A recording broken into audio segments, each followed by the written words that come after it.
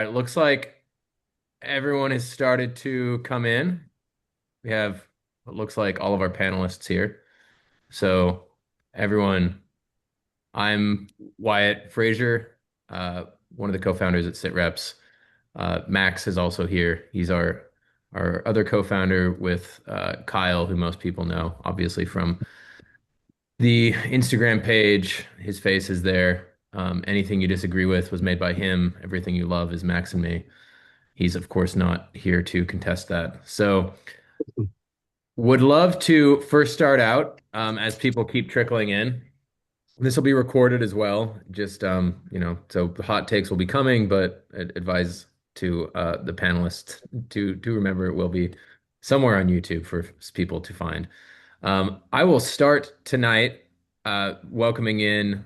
We have four panelists: Carlos, Tyler, Julian, Marissa. They will all be able to do much better introductions than myself, but I'll just first start off by saying that all of them cover very different sectors of kind of this defense tech fireside chat. And the idea tonight is to give everyone that's here a better idea of exactly what is defense tech, how does it operate, and where, if you're looking to get in, whether you're a veteran, whether you're someone that's a consultant, whether you may be in a different part of defense tech and you're trying to access this world, what is defense tech? Like, what are we talking about when we actually talk about this industry? Because it isn't just one single thing.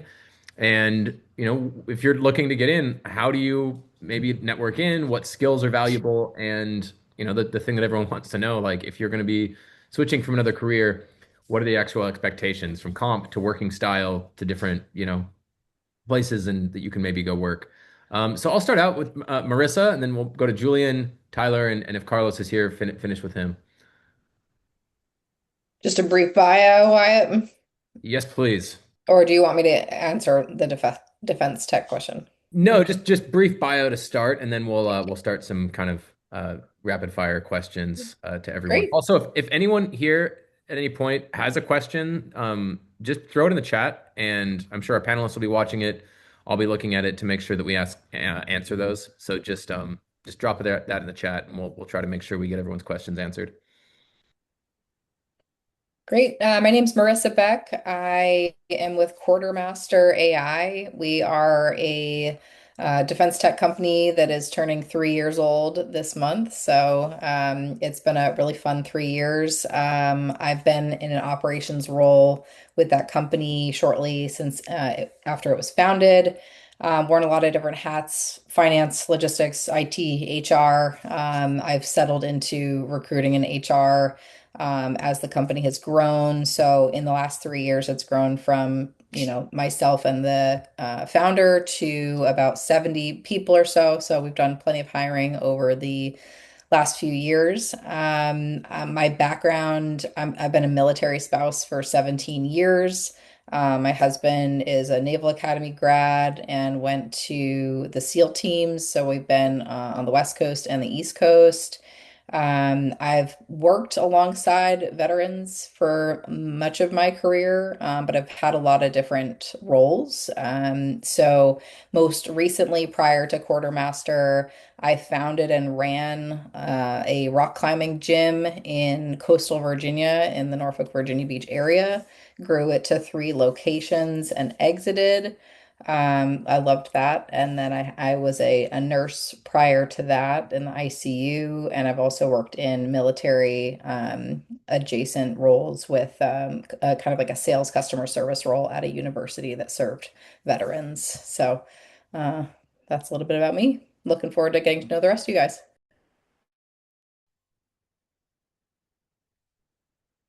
Jules, do you want to go? Yeah. Hi guys, I'm Jules Larimer. Work at Castelion. We manufacture hypersonic missiles for the Joint Force. Right now, we're actively working on integrating with the FA-18 Super Hornet as well as with the HIMARS. So we have both ground and air launched capabilities. Before that, I was at Anduril Industries for 3 years, working in mission operations. And before that, I was just an Army cavalry officer. Stoked to be here and to answer your questions. Marissa, I'm going to be honest, the rock gym sounds way cooler than some of the stuff I do day to day. I'd like to think I'm a V6 climber, but not anymore. And with that, I'll pass it back to Wyatt. Yeah, thanks, Jules. Carlos, or Tyler. Tyler, do you want to go first? I can go first. Carlos might be tied up on some family stuff, so Great. Cool. I'll jump in here. Thanks for having me on here, Wyatt. My name's Tyler Johnson. I'm based out of Miami. I work for an organization called Emerge Americas. I run their national security vertical for them. We're a big convener of all things tech, so it's at the crossroads of universities, startups, private capital, and the government sector, so state, local, and federal entities. I see a lot of familiar faces and some familiar names here, and we actually work with quite a few companies that come and go. My background, I've been in the tech world for 30 years. I spent 21 years at Dell, and then the last 10 years I've been in the startup world. The first company that I founded was a company called Your Six, and we created a software that auto translated MOS codes into civilian resumes. I grew up a Air Force brat, so never served, but lived on bases and grew up on bases all over. After Your Six, I worked for a couple other automation software companies that helped with tooling of anything from cyber to HR to various things that you can do pretty fast today. And then the last three years or so, I've been both on the investment side with a venture capital firm called Stony Lonesome Group. I'm a LP and a venture partner with them, so I help with deal flow and money flow. And then I've been at Emerge and created this defense tech and dual use ecosystem that we have here in South Florida. So I'm excited to be a part of this, and I'm excited to pull all those entities together. So thanks, Wyatt. Yeah. What also, Tyler, as Carlos is still getting on, do you want to just share a little bit about Emerge and some of the stuff that you guys are doing there and the conference obviously that's coming up in a few weeks? Yeah, that'd be great. So Emerge Americas, maybe some of you have heard about it. It's in Miami. We've been around for 12 years. It was founded by Melissa Medina, who's the CEO, and Manny Medina, who is her father and the chairman of Emerge. Prior to that, they owned a company called Terramark Worldwide, which built data centers and IT infrastructure all over the place. They sold that to Verizon and wanted to create a tech ecosystem for Florida, so they created Emerge as a convening power to do that. Fast forward to today, 12 years later, we do about 50 events per year, a lot of micro events, and we culminate in the spring, which is coming up here in about 3 weeks, our big conference, which has about 25,000 attendees to it. We focus on four different verticals. We've got health tech, we've got fintech, we've got AI and quantum, and then we've got national security, which is what I lead. Part of the national security is not only interacting with DoW and the federal agencies, but also we've got state and local that are represented and involved in our community. We've got heavy touch points with universities and the research organizations. We also have deal flow through some of the accelerator programs that we run and the cohorts that we run throughout the year. And then we also do live tech competitions and live demonstrations at some of the assets here in Florida. Coming up in 3 weeks, we've got Army that's leaned in pretty heavily. So we have an X-Tech pitch competition on the floor live during the event, which is cool. You're welcome to check it out on emergeamericas.com or the X-Tech site. We've also got T2Com that will have presence. We'll have a hackathon from Army DevCom, and we have a handful of other DOW and federal groups that'll be there. We also have DARPA that's leaned in pretty heavily too, so they'll have some of their commercial team that will be a part of this. And then Carlos Romero, who's not on, runs our veteran programming. So there'll be a veteran innovation summit and a veteran hiring summit in at the same time that the event is going on. So we hope to attract not only the talent that's out there in the private side, but also the public sector. And we're open for business for those that have served and those are looking to get out and do something different. So I would encourage you guys to come down. It's April 21st through the 24th in Miami, and it's going to be a good time. Yeah, we are Sitreps will be speaking there.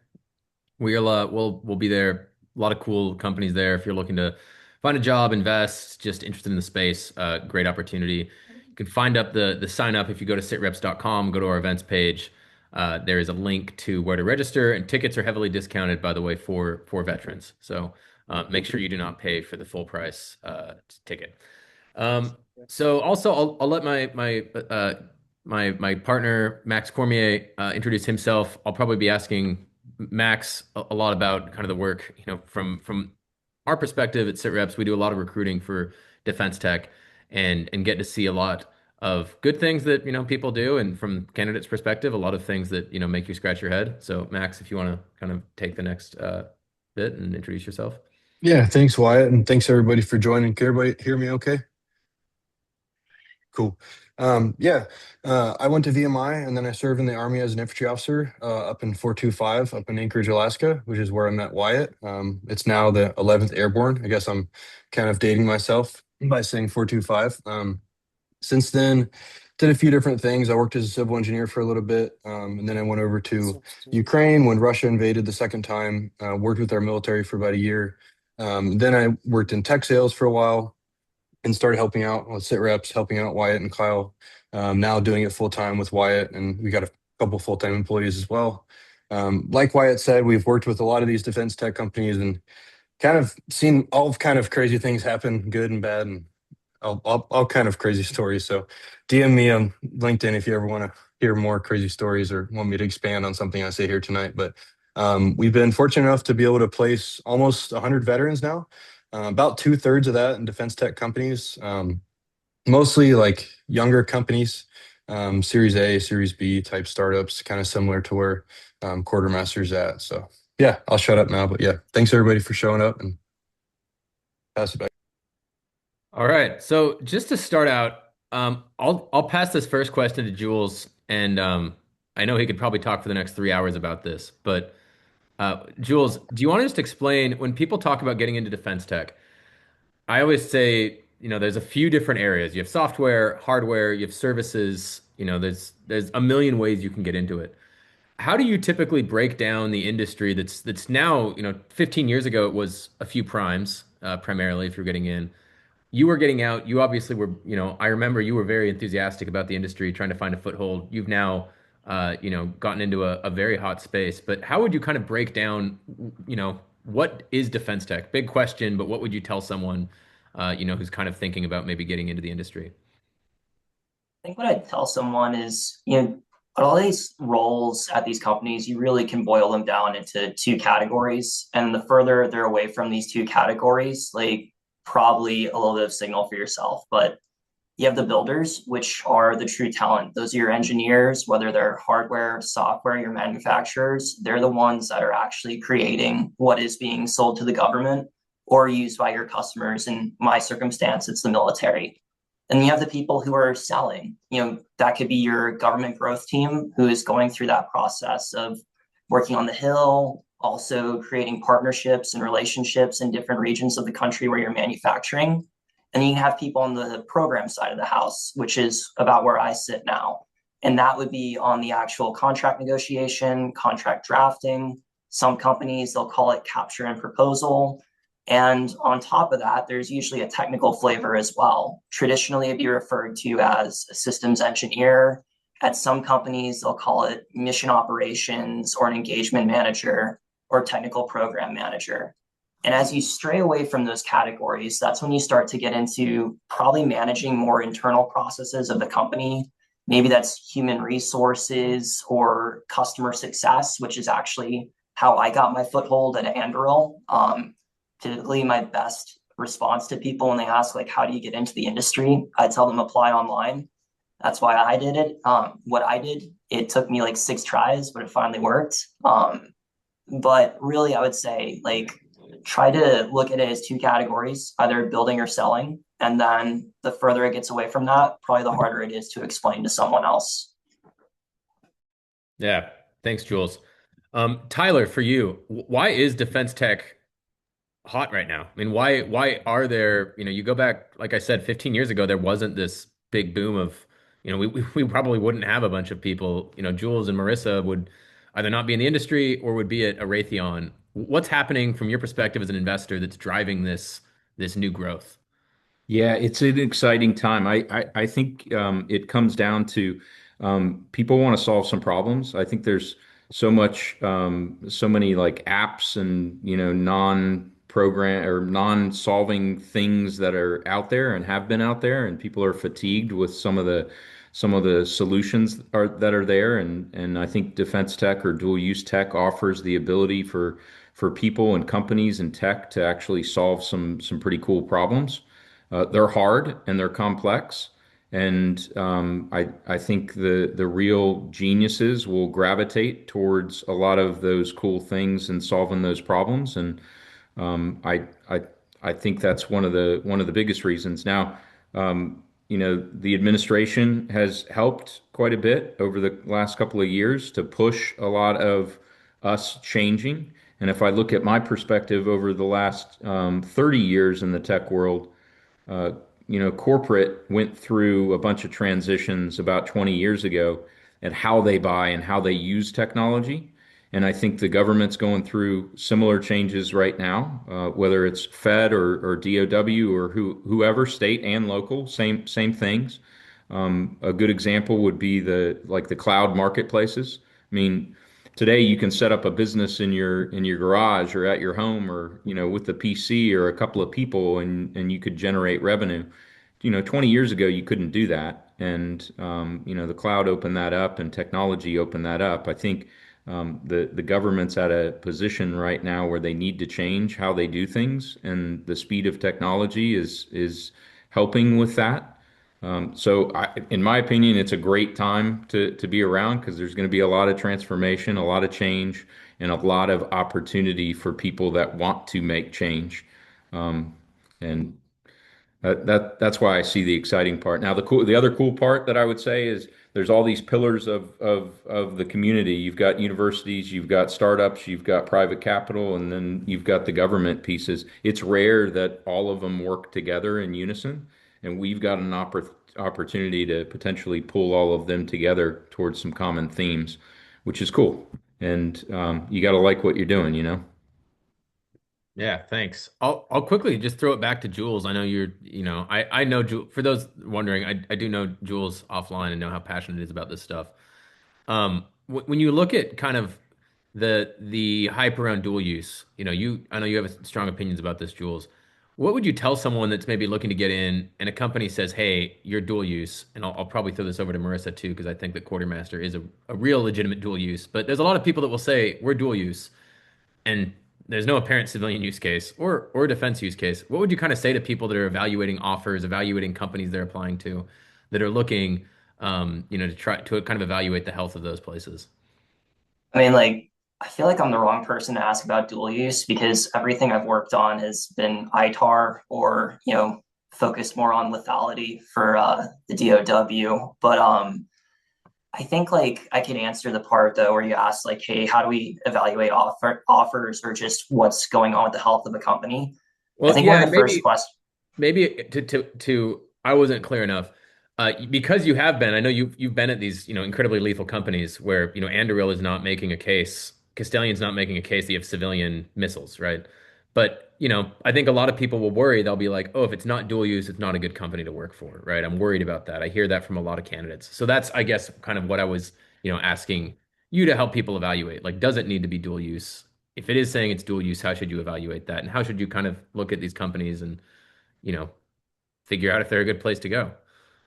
I think the first place is just one, look online at what is being put out by the company with their own advertising. If you're seeing actual contract value, usually a term that companies use is ACV, meaning annual contract value, or just hard numbers about the value of what they're bringing, then that is a good sign that they have something that's being bought by DOW or an ally and partner. The second part, if you're a little bit earlier, is just try to, see what space they're trying to go into, and then from your background, how well you understand that specific problem. I think it's easy for a place like where I am right now to discuss that because, we're spending a lot of ammunition right now. And also, there's a lot of exquisite systems that are incredible, but they're also incredibly expensive. And being able to give that capability that's good enough at a price point that is attractive and allows things to be built in mass, like that's something you can actually pick up on and know, like, yes, there's a market for that. Finally, like really what you could do with some startups though, especially, and this is like very targeted for when you're interviewing, but just ask to see the cap table with how investments are in the company. See like what confidence the investors have in the startup, especially if you see how much the series valuation was and the amount that was invested against the overall value of the company. That can tell you a lot about like how much the investor is betting on that group. But really, at the end of the day, I would say, especially you being a veteran, if you're applying or somewhere else, is just have your natural understanding of the problem space the company is trying to work in. And if you don't actually understand that, then you probably shouldn't be working in the industry to begin with. Yeah, great advice. Marissa, I'll throw it over to you. Quartermaster being a truly kind of dual use company, how do you explain that, to candidates that might be saying, "Hey, look, I want to get into defense, and should you be worried about being siloed into one side of the company? How does the company think about being a company that serves both DoW and true civilian use cases?" Yeah, so for context for the audience, Quartermaster's hero product is a sensor technology that we deploy onto boats. It's a hardware, and then we have a software that uses AI to basically capture data out on the water wherever we have boats, which is all over the world, and we deliver real-time data for our customers. So what we didn't understand, or I guess we weren't really anticipating this early, was the dual use. It was very much directed at US government use. And, not too long ago, maybe 6 months or so ago, our technology saved the lives of about half a dozen sailors that had something went wrong with their boat. They were able to get to a boat that had our technology on it, and they would have perished had they not been able to reach our technology. So that was a really exciting moment for us that wasn't an anticipated use of our product, but certainly, we're very proud to have been able to be part of the rescue of those guys. And so it really opened up the doors for commercial use for our product. And so it's something that we as a company, we're leaning very heavy into our current customer base in US government and allies. But we're very clear on there's future use for the commercial sector. And that is something that comes up in interviews is people do want to know, are you guys just government? Are you, commercial? And, what emphasis is the company focusing on there? So it is a topic that comes up. And I very much, I like that we have the applicability to both. Yeah, no, really cool tech. If anyone hasn't seen what Quartermaster's doing, pretty cool stuff. I'm an Army guy. I had no idea how much you could actually see from the ocean, which is to me always just looked like a blue horizon. But come to find out that there's actually some really cool stuff you can do out there. So um, next question, Max, I'll kind of go to you now, kind of from our perspective. When we're looking at the roles that veterans can be looking at, maybe both technical side and non-technical, where do you see the heat right now in the market for people that are coming in, both like with experience and without experience? Two main places that I think are either sales or customer success type roles, which sales is pretty obvious, right? Bringing in revenue, closing deals. And then for the customer success type roles, those are like account management type roles, people that are managing accounts, people that are trying to expand those accounts. trying to do like upsell those accounts, add on additional things to those contracts. And also, like, it's very important for these defense tech companies to hire people that can speak the language of the end user and understand their pain points and understand like how these units and commands and how all these different groups operate and like what they care about and be able to speak to that. And so those are probably the main two places. Those are also like kind of the easiest places for veterans to plug into because oftentimes, unless you're doing something super technical in the Space Force, Air Force, maybe in the Navy, most veterans are kind of generalists and they're not getting super into, very technical things. So those I think would be the main two places. Yeah, Jules, I'll throw it over to you as someone that obviously entered the space without an MBA, without going to grad school, straight from the military, and now obviously see a lot more from your position, um, at a second company. What would you kind of say a veteran coming out, someone without a clear path as, an AI engineer from the software factory, where should people be looking? What sorts of roles should they be um, looking for? And how should you tell whether you should be on the kind of like one of those two sides that you already talked about? Yeah, I think that so when you're coming out of the military, you have tons of soft skills and energy, but your technical knowledge, as well as just your basic understanding of how a company functions, is not there at all. For example, like I was applying straight to roles to be like a director because I thought I was a company commander, so clearly I'm a fit there. Yeah, that does not make sense at all in hindsight. I would say what you need to do is target roles that have really good guardrails on them and are not a that are like they're more risk averse. And what I mean by that is the product is more mature and you have less latitude to make decisions or to say something to a customer and like possibly hold the company accountable. And that's why customer success, I think, is a great place to start because although you're not an engineer or a builder, you still need technical skills because that allows you to not only speak mission requirements, but more importantly, speak about the product at a couple layers deeper that some of your customers will be asking about it. And the reason why customer success is a great environment to do that is because you learn the product by virtue of having to support it. For example, in my first role, I was supporting hundreds of towers that Anduril has built across the world. I had no background in Linux and had never SSH'd into something on the command line. I had to take a basic Linux course in my free time and also deal with the grace of some really incredible engineers who took the time to teach me up. But what happened is over time, when I put the work in and I just got more confidence from being on the command line, that allowed some of my other skills that I picked up from the Army to start to shine more. So it's a long way of saying customer success is where I always will foot stomp for people to go to direct out of the military. And I still think like there's value in applying to MBA programs because it just gets you thinking in a different mindset. But I have never hired someone at companies because like they had an MBA from a specific place. It's always been how they performed in the interview and also just what skills they were bringing to the table. And a certification or an education from some location does not require that. It definitely shows some signal, but it's just one attribute in the entire hiring process. Yeah, awesome. We'll echo that from Jules, whether it's your past performance, whether it's your resume. All of these things, in my experience, will get you a chat, right? It'll get us, Marissa, who's a client of ours, it'll get her to probably say, "Yeah, I'll take a call with this person." And maybe if their background is especially impressive, they'd take a call for someone that doesn't seem quite as qualified. Once you're in that interview, it doesn't matter if you went to a community college or you went to HBS.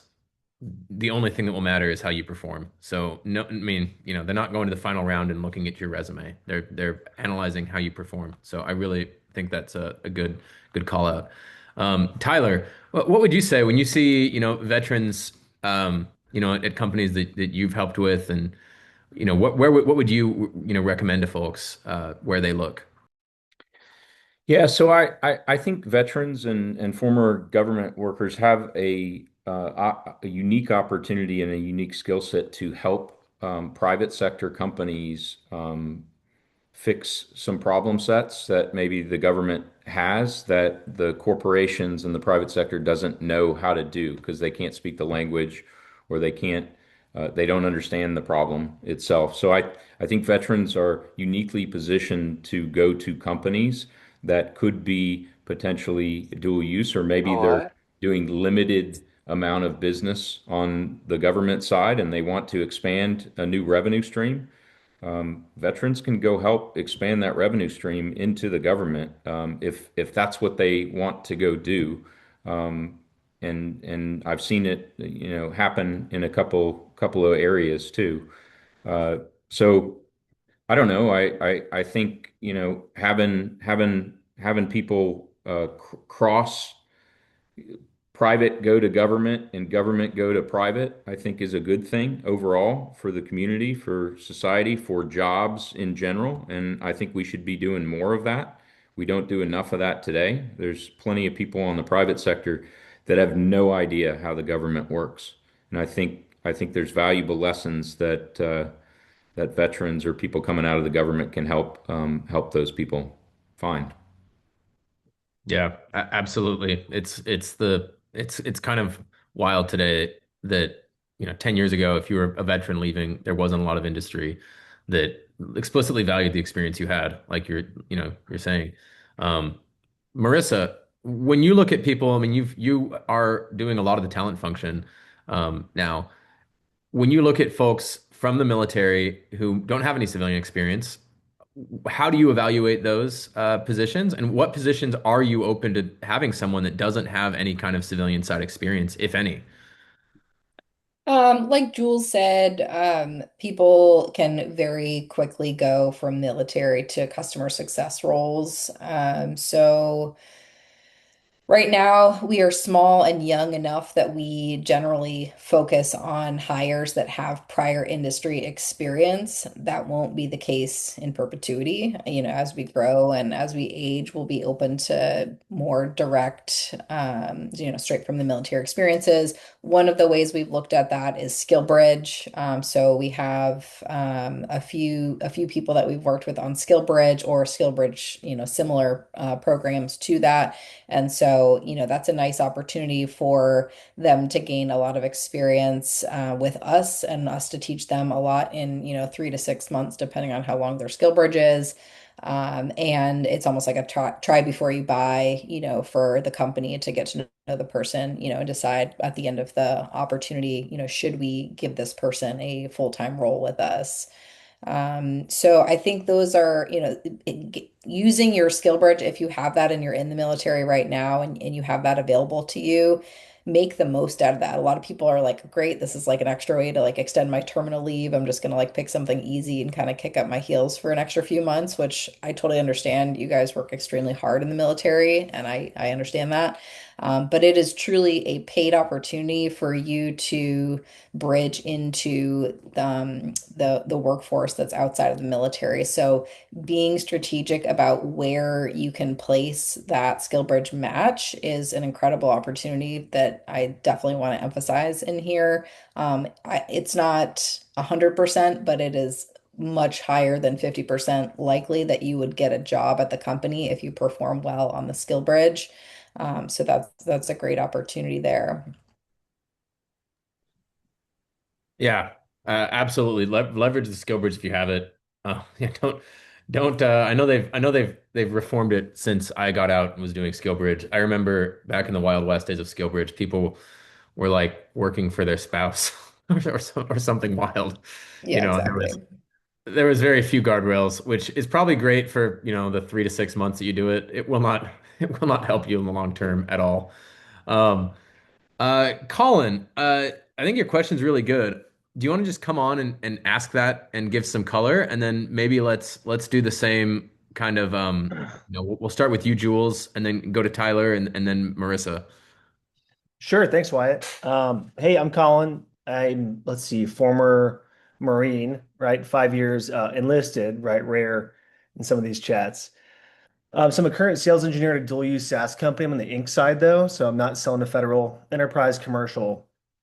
And I'm really wanting that mission again, right? And so when you evaluate candidates from industries adjacent that might be selling on the ink side or be on the ink side. See, what did I write?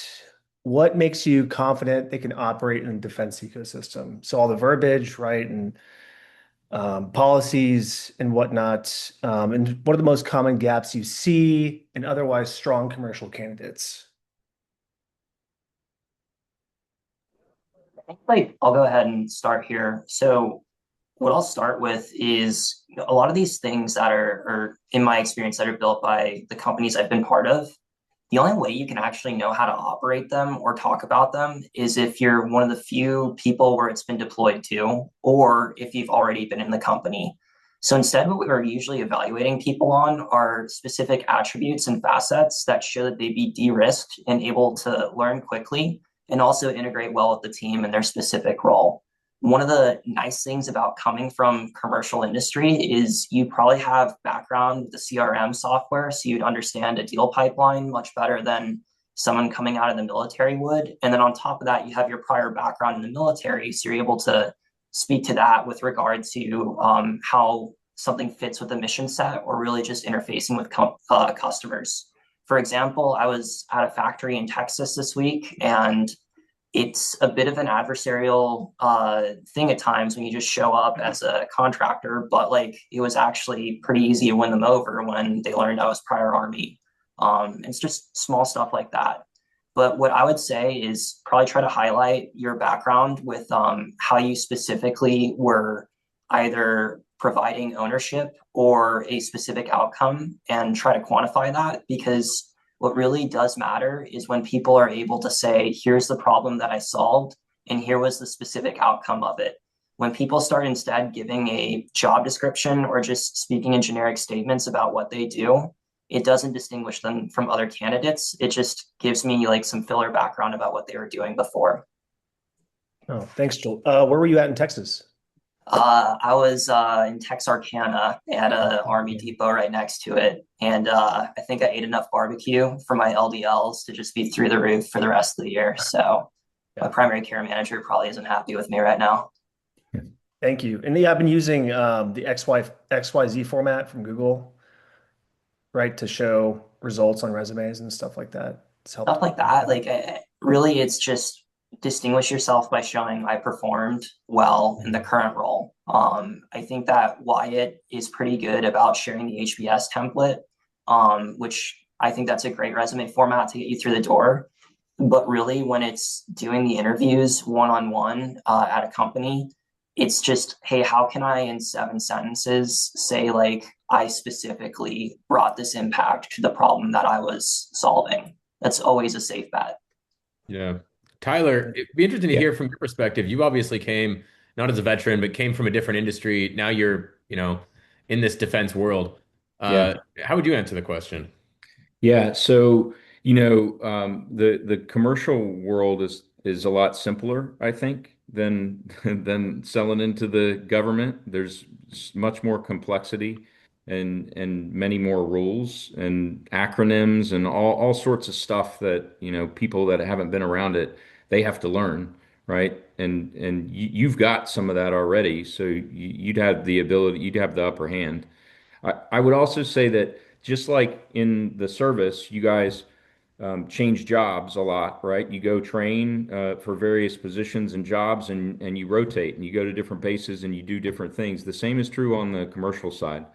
I would go out and get skilled up in various sectors within the commercial world, because commercial is general, but you've got small businesses, you've got medium businesses, you've got large businesses, you've got healthcare, you've got state and local, you've got all of these different entities and verticals that are, I think, important, and they all have different sales cycles, and they all have different support structures underneath them. And by rotating, you actually get to learn all different aspects of that, and you'll round yourself out a lot better by having that. And I think if you've got government background or military background, it's an upper hand compared to most people that are in the commercial world today, that are selling. It's hard for commercial to go into the government. It's a lot easier, I think, for government to go into the commercial. in my point Yep. of view. I've seen a lot go the other direction, and rarely do you see commercial people, especially that have been in the corporate world for a long time, they struggle to go into the federal space and the government space. But the other way around, they're in spades. I mean, you can go do Yep. whatever because the complexity isn't there. We have a handful of them in my company too. They keep coming to our side. Not Yeah, many of us go over to federal because the verbiage and the contracts is just totally different. Um, completely different. But I yeah. would encourage you and everybody else to rotate and learn different business units and different sales tracks and different products and stuff because it builds on one another. And then you get 10 years down the road, 15 years down the road, you're going to have just a wealth of knowledge of how to sell into different counterparts. And your value then is much greater to take over bigger organizations and to do bigger things and to move on to, something more manageable. Thank you, Marissa, Colin. you obviously are the one, looking at a lot of these folks that come through your door. How do you evaluate the non-defense background coming into defense? Um, for me, a very easy opportunity to have a great starting off point is just mission alignment. And I'll use myself as kind of a hilarious example. When I first got together with our founder, I was asking him, okay, what is Quartermaster? What are we doing? What is the mission? And together we developed the mission statement, but what was clear was it was focused on enhancing maritime domain awareness via the use of essentially cameras on boats, right? And I come from a non-military background other than being a spouse. So I've never served personally. My only experience on a boat is for leisure time activities. And so I go on a boat to experience leisure, not to be watched, right? So why would I want a camera anywhere near a boat anywhere in the world? And so I didn't understand the mission at first, and it took me longer to get there because I didn't come from that background. I'm fully on board now, but it was a harder gap for me to bridge. Whereas now when I talk with people, my some of my best interviews that I have with people are folks who first and foremost, because that's how I start off my calls. I introduce myself and our mission. So my best calls are the people that kind of take a moment and stop when I talk about the mission, and they talk about how our mission resonates with what their goals are and that they want to be a part of that mission. Because in dev tech, especially at a startup, a young startup, we're pre-A. There is a ton of work to be done. It is very grueling. It's not a 9 to 5 in any way, shape, or form. And the only people that make it through that grueling pace is people that are truly aligned with the mission. So just, getting off on the right foot in the interview process by identifying that early on is a phenomenal way to get started. Thank you.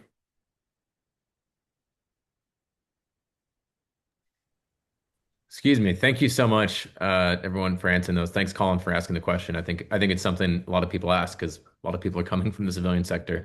Um, Yeah, we do place a lot of people that are coming from civilian sector, especially vets, back into defense tech. So definitely doable.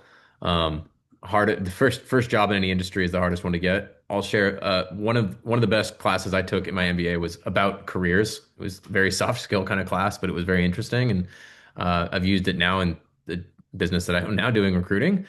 The the professor said there's always three things that you can look at from changing a job: function, uh, industry, or geography. So when you look at all three of those, he's basically like you never really want to change more than one, all right? Because you're gonna have to. You don't want to go to like new industry to do a new type a job that you've never done before, go from ops to sales in a new place that you've never lived before. It's going to go poorly, and the data suggests that. The hard thing for vets is literally when you leave the military, you're going to do all three, probably, right? Unless you become like a GS at the base that you were at. Um, so, if you can change one of those at a time, it normally goes better. Data show that that's the truth. So finding your first role in um, is probably the hardest, but once you're in, I think Jules can speak to this. You can accelerate pretty quickly. Next question for Max. We can kind of share a little bit. A lot of things. A big thing that people talk about with us and want to know is just the nitty gritty on what is fair to expect, right? If I'm leaving this world of the military or maybe consulting, investment banking, and I'm looking at these different sectors of different companies. I want to know how much I'm going to make, right? And where can I go that I'd maybe have the most satisfaction blended with the most money, right? That's, I think, generally people's consideration. But also, where if I just want to optimize for money, right? Where can I go? Max, I know we talked to a lot of people about sales, but do you want to kind of t take this for a second? Yeah. This is from a recent presentation we gave. We went and spoke at the Aerospace and Defense Club at Kellogg, but figured I'd bring this up so you guys could have something to kind of look at. Like Jules said in the beginning, the smaller a company is, really everybody's either building or selling. And then to kind of get into what to expect with regards to pay for these types of roles. As companies are smaller, um, this is kind of what you can expect. And then, I'll kind of let you guys look at that for a second. The younger a company is, you're taking a bigger risk, but you can also get more of a reward, right? And another thing to think about with startups, everybody, gets big eyes and they think about the equity and they get excited, but you have to be careful. Oftentimes most people don't actually see any, they might see just a little bit of this equity and it may not even be worth that much. So be careful when you're joining startups and do your diligence. But startups can also be a great place, like Jules can attest to this, to go basically skip the line, and I experienced that too. You can really grow a lot faster at a younger company than you can at a bigger company. But in the beginning, it's really these folks are building stuff or they're selling. When you get to like Series B to D, that's when companies start to hire more people that are doing strategy, ops. They're starting to spend more money on customer success type folks. They're starting to, you're starting to spend more money on folks that are, writing more proposals and trying to like expand those contracts that they have. As you see here, like you're not going to get as much equity here. Then when you get into the big primes, like if you go work at Raytheon or Lockheed, this is kind of what you could expect there.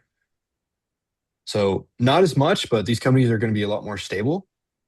And they're going to be, in some ways a lot easier places to go work, right? They've kind of already figured everything out and they've got playbooks and they're basically just going to go tell you to, run this playbook and you're not going to be able to like figuring everything out. Um, yeah. Any questions or anything you think I missed, Wyatt? No, I think it's, I mean, obviously these are not, it varies company to company, right? So it's not like, every company is going to be, slightly different, but Location changes things a lot too, guys. right. And you should be aware of kind of like your leverage when you enter a space, right? If you go to a job that's, for example, you go to a job after you've done 5 years building a company and you're very integral to that next step, you're going to have more leverage to kind of adjust these things. And these are also kind of entry points, right? The one thing I would make the call out on is that sales number, right? A lot of vets get very nervous about doing any sort of high quota type role. Sales is generally, in my experience, it's the role that's getting the most cash compensation of anyone at the company if they're doing well. You could also notice that the base is probably the lowest. If you want to do sales, it's going to be based on one number and one number alone. That's how much revenue you're going to bring in. If you're bad at it, it's very obvious to everyone, including yourself, that you're not very good at it. There's no like, how did my manager think I did? How does how did I, do in my peer evals? If you can bring in revenue and you can expand program usage, you can make a lot of money. If you can't, it's not a very good place. So, sales is a place that generally not only can you make a lot, normally it's 50-50 split. So meaning if you have a $120,000 base salary, the goal is 240,000, but you also generally have what are called accelerators on top of that, meaning that if you can make, for above your quota, if you go now to selling, you know, 25% more than your quota, you're actually going to be getting more than you would have if you were making, before you met quota. So you get these accelerators to make more and more and more. And top salespeople, honestly, at a lot of these companies that we talk to, like they'll be making seven figures and they work, fairly normal hours. They're just very, very good at what they do.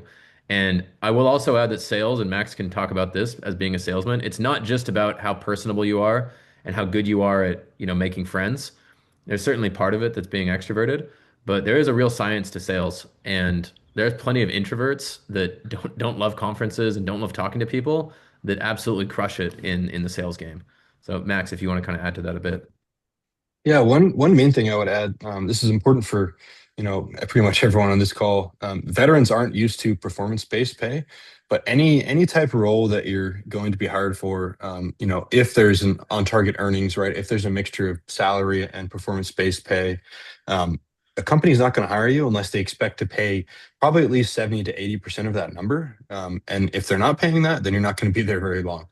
But the company's not going to give you an offer, and they're not going to be they're not going to give you an offer for 200K on target earnings if they're not expecting you to make like 170, right? And I just want to flag that. And like Wyatt said, I would really encourage everybody on this call that's thinking about getting into defense tech, or if you're trying to figure out what to do after the military, like really take a second look at sales, and feel free to DM me on LinkedIn, or reach out to us. Like Wyatt said, it's not just like what people think of when they think of sales. I studied civil engineering at VMI. I never thought I'd be working in sales. Ended up kind of loving it, and do a lot of sales stuff for Sitreps now. A lot of it is different frameworks of thinking about how you're interacting with people. How are you like qualifying whoever you're talking to? How are you making sure that they have the ability to pay you, and that they have, they have a need for whatever problem that your company, or problem or service that your company sells, right? And then being able to also to like drive and push things forward, which is a place where I think a lot of veterans excel. As vets, we're so used to like just getting shit done in ambiguous environments without a lot of good resources, right? And maybe not a lot of direction, but we know like the commander's intent, and we know the end state that needs to happen, and we're used to pushing forward and driving towards that end state. And sales is basically the same way. You don't have to always like say things in the perfect script or the perfect way, but at the end of the day, if you can keep setting those meetings, you can keep moving things forward, you can maintain people's interest, like that's how you're going to get deals closed. And so I'll stop rambling, but yeah, I think I wish more vets would get into sales. It's just a great place to make a lot of money and have a pretty cool lifestyle. So yeah, pass it Yeah. back to Wyatt. Yeah, to that end, would love to kind of finish up talking to each of our panelists about, we just kind of showed the difference between startup and kind of this prime route, right? So going to work for RTX or Northrop. My friend is there right now. He actually just lost one of his kids, and it's been a really great place to work, being at one of these primes, because they've been very understanding of the fact that he just lost a child. He has a TS clearance and was a Black Hawk pilot. He's a software engineer there. And that's something that when he first took the role, he was very nervous about, because he's like, hey, I don't know if I want to go work at this big company. It'd be very hard to, get a 2 months bereavement leave, or I think it's even longer, like 3 months bereavement at a smaller company, right? Um, and a company that can't absorb you like being distracted for a while, right? These big primes he didn't have. Now the difference is he also doesn't get any equity at the prime that he's at, and that's pretty normal until you make senior levels. But Jules, Tyler, Marissa, I'll kind of go to each of you. Um, what would you think about startup versus kind of this big prime type function? Maybe start with you, Jules. So like first thing I'd speak generically, like primes I feel like get a bad rap at times because like the industry in the 90s was a lot different, but we need the primes just as much as we need all the new startups right now. So don't let ads or hype keep you from going to a prime. If a prime has a product that you're very passionate about and is working on a mission set you care about, go there. And it's the same for a startup as well. What I will say is when you go to a prime, the company is much larger. So there is less latitude in decision making with your hiring manager. And also, there's usually harder requirements with hiring. Specifically, you'll see the job description saying like master's degree required or 10 years of experience in program management. And they're much less flexible. Whereas at a startup, yes, there are some preferred qualifications, but if you are the right candidate, you interview well, or you have a specific project you've worked on before that the company is interested in, they have a lot more latitude to create a role for you. Now, the trade-off as well is yes, like you're working in a high risk environment where the thing is really built in flight, but it's also rewarding to be part of those outcomes. At the end of the day, what really matters is just what you want for yourself. If you want to be home with your family and have predictable income, great, go do what facilitates that. If there's a specific outcome that you're trying to index on, go find the company that's trying to solve that problem. At the end of the day, it's your job and you're going to be spending a lot of time doing it. And those are probably a couple ways you can figure out what you want to do. Tyler, yeah, startup versus big company. I mean, you obviously were at a large company that grew quite Yep. fast, but Yeah, how would you recommend people evaluate that? I worked at Dell for 21 years. Big companies have and primes, big corporates that are out there, they have a lot of resources and they have a lot of specialized functions that are there. So your latitude to kind of go beyond some of those borders is limited sometimes. So you really have to like what you're doing in order to stay there for long periods of time. Otherwise, you're going to get bored. Unless you hop around inside of that big company to take on different roles and learn different jobs within that, which you can, and a lot of big companies allow you to do that, and then have the baseline for the support on the back end. Startups, you just don't have the resources that you would have at a big corporate or a prime, and you have to do a lot of those things yourself, and nobody else is going to do them for you. And if you're not aware that you need to do some of those things at a startup, you're going to become quickly aware when when nothing's there, which can be fun and can be exciting on the startup world because you own equity or you're working on a cool problem or you're working on a cool tech or you're working with some great people. Startups can be a good thing too, but it is trying and it depends on where you are in your life. If you've got a big family and you want to spend more time with them, then maybe the startup is not right for you to start out. Maybe you need some more baseline. Um, but big and small, I've done both. I would encourage everybody to do both because the more knowledge you have on both sides of the picture, the more valuable you're going to be down the road, and the more wisdom you can kind of share with others that are out there. Yeah, Marissa, what would you say to someone that's evaluating an offer between somewhere like, Quartermaster, smaller, faster paced company, and a large kind of place? As a couple of the other guys have mentioned, I think it's a lot of it depends on kind of where you're at in your life. If you're hungry and you want to dedicate a huge portion of your life to working on something that you're mission aligned with, a startup is probably the right place for you. It's fun, it's dynamic. There's no 2 days that are the same. It's constantly growing, constantly evolving, and a lot of people really thrive in that environment. The flip side of that is it's not for everybody. So if you are someone who's looking for more stability, or you have maybe super young children at home where you need to dedicate some time to those, it's not the right environment for everybody. So I've worked at large companies, I've worked at small companies. My preference is startups because I love the energy and I love being able to contribute every single day to a growing entity. But that being said, the stability in working for a larger company can be right for some people, based on where they're at in their life. So I think it's something where, as you're evaluating for the future, what is your life right now? What's it going to be over the next few years? Are you expecting any changes? Big life events, marriage, kids, etc. And that might help guide your decision. We have plenty of people at Quartermaster that have young children. I'm one of them. So I'm not trying to, tell anyone to not work at a startup if you have a young family, but there's just considerations with it. So that's my 2 cents on that. All right. Final question as we wrap up. What would be kind of the advice to anyone that was watching and wants to break into the industry, wants to learn more, where would you recommend they go? We'll start with you, Jules, then go Tyler, then finish with Marissa.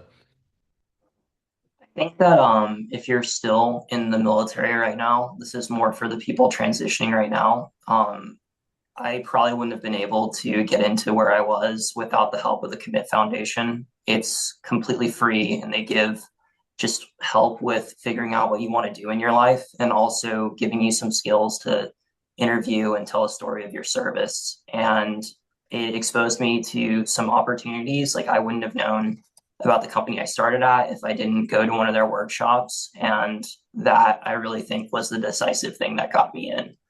The second thing I'd say is just go to some of these venture capitalist companies' websites and look at their portfolios and see what companies they've invested in.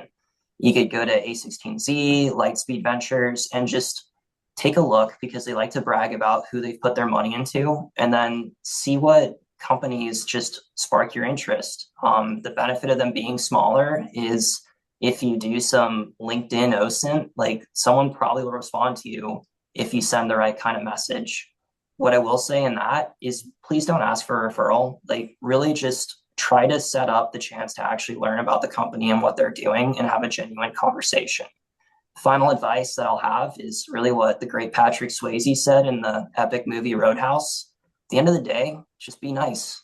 That's it. Yeah. Tyler. Good advice. Um, there's so many gatherings and so many networking events and so many things to get involved with, especially here in South Florida. And I know Nelson had put something in there regarding, what's in South Florida. I think you just got to get out there and have some conversations and have some talks. I don't think it's hard to find the tech scene or the niche that you're looking for. You've just you gotta search it out and you gotta show up to the meetings. Even if you don't say anything in some of these meetings and stuff, you at least go there and you get a feel for who the people are and what they do and if you want to be a part of it. And your gut's gonna tell you whether it's something for you or not. And lo and behold, the ones that you go to that aren't planned are usually the ones where you find the opportunities at. And those are where the people come up to you and ask you where you are or maybe offer some help. But without going out and doing some outreach, you're not going to get support and help from people that are already in the community. And I would highly recommend getting out there and just shaking some hands and meeting some new people because that's where the opportunity comes from. Great. Last word to you, Marissa. Yeah, the networking is huge, and I hate to rely on that, but because, even just that word sometimes rubs people the wrong way, where, it just feels very transactional, where you're trying to talk with someone, and a lot of the military guys that I know are not like that at all, where they have a sense of altruism, and so the idea of having a conversation in order to like get something else out of it doesn't feel great to those guys. But I think just having genuine conversations to learn more about the company, like some of the other guys on this call have mentioned, just ask genuine questions about the company. What piques your interest? What are you curious to learn more about? And then at the end of that call, if it makes sense, you can ask that person, "Hey, what would you do if you were in my shoes? What would your next move be?" And they might say, "Well, I think you should talk to so and so," and they might refer you to someone. Or they might say, read these three books. You're going to get a variety of responses to that. And being well read on your interest, like the industry of interest, is really important. So, walking into a Barnes and Noble or going on Amazon, bookseller's website and just picking out a couple books that are about the industry and taking a moment to read those is going to give you more background than you'll have, certainly just coming from the military, but also just kind of like combining that with your real world experience when you're networking and talking with people is really helpful. Yeah, completely agree. Any last word from you, Max, on that? Oh, sorry. Yeah, one thing I would probably do is try to connect with folks that you served with that got out a few years ago. Maybe find some people in industry, give them a call, go grab a beer with them.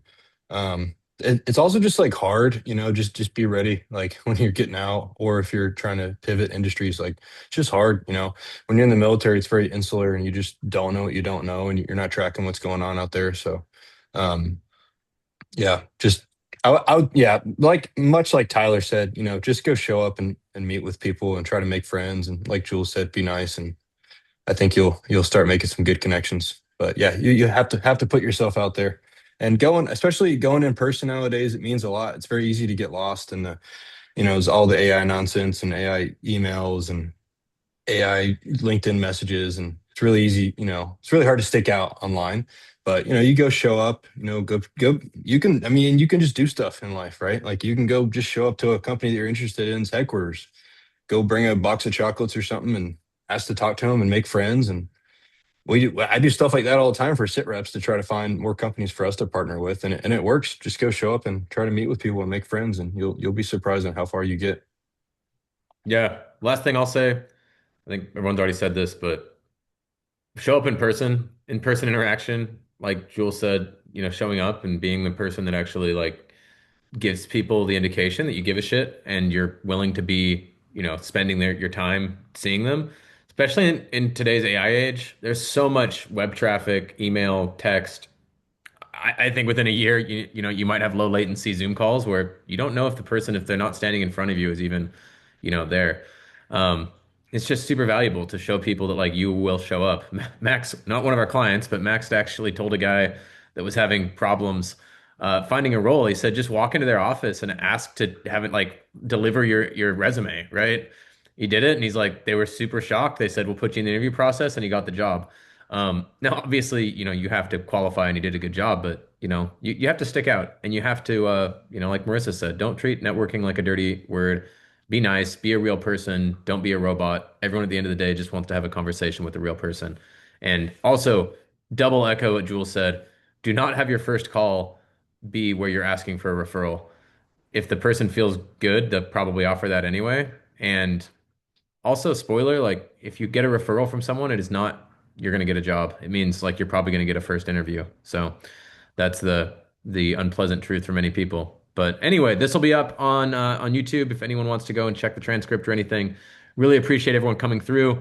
Hope to see anyone at Emerge on in Miami. Tickets are at sitreps.com. And yeah, thanks to everyone for coming.